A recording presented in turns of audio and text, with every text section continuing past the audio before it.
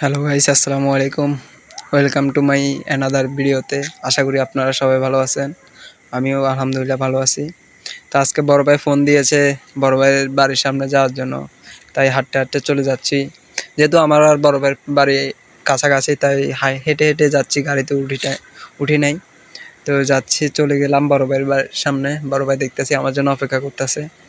তো বড় ভাই আমাকে বলতেছে, আজকে কি টিপ দিবি দে তুই, এতদিন তো আমি খাওয়াচ্ছি, আজকে তুই দে। তো আমি চিন্তা করে দেখলাম আমার কাছে পকেটে টাকা আছে মাত্র 200 টাকা। তো আমি কিভাবে টিপ দিই? তো ওইটা নিয়ে অনেক কতক্ষণ দুজনে মিলে কথাবার্তা বললাম। তো বলতে বলতে একটু দুষ্টামি করলাম বড় ভাইয়ের সাথে।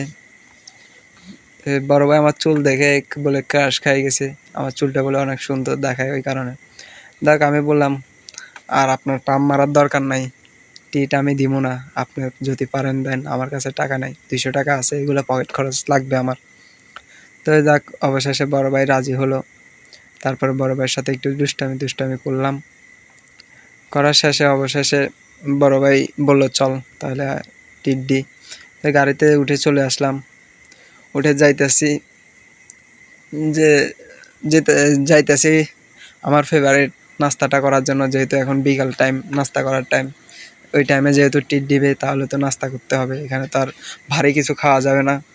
তো যাক, যাওয়ার সময় বড় ভাইয়ের সাথে একটু দুষ্টামি করতেছি। বড় ভাইয়ের টাকা আছে, টাকাগুলো কি যেভাবে খরচ করতে হয় সেটা চিন্তায় আমার। যাক, চলে আসলাম হসপিটাল মোড়ে। এসে একটু প্রচুর গরম পড়তেছে, ওই কারণে একটু ঠান্ডা খেলাম। তো ওই টাইমে আর ভিডিও করি নাই, দোকানে অনেক মানুষ ছিল, ওই কারণে।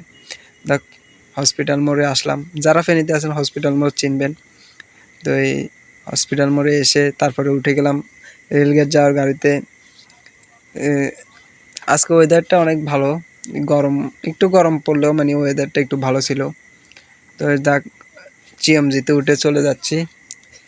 তো যেতে যেতে একটু ভিডিও করলাম, চারপাশটা দেখালাম আমাদের ফেনী শহরটা কীরকম। চলে আসলাম রেলগেটে কি পরিমাণ জ্যাম! আমাদের এখানে আপনার 2 থেকে 3 মিনিট লেগে গেছে জ্যামে। তো যাক, অবশেষে আবার চলে আসলাম আপ্যায়ন টাওয়ারে। আগের ভিডিওতে যারা দেখেছেন আপ্যায়ন টাওয়ার, তারা চিনবেন, সম্পূর্ণ রেস্টুরেন্টে ভরা।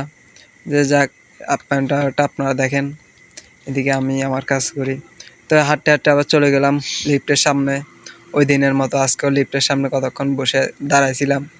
লিফট উপরে ছিল, ওই কারণে। যাক, লিফটে উঠে গেছি আমি আর আমার বড় ভাই, আর কেউ নাই। লিফটে উঠে চুলগুলো একটু ঠিক করলাম। লিফট থেকে নেমে চলে গেলাম লিফট থেকে চলে গেলাম স্ট্যাটাস ফুডসে।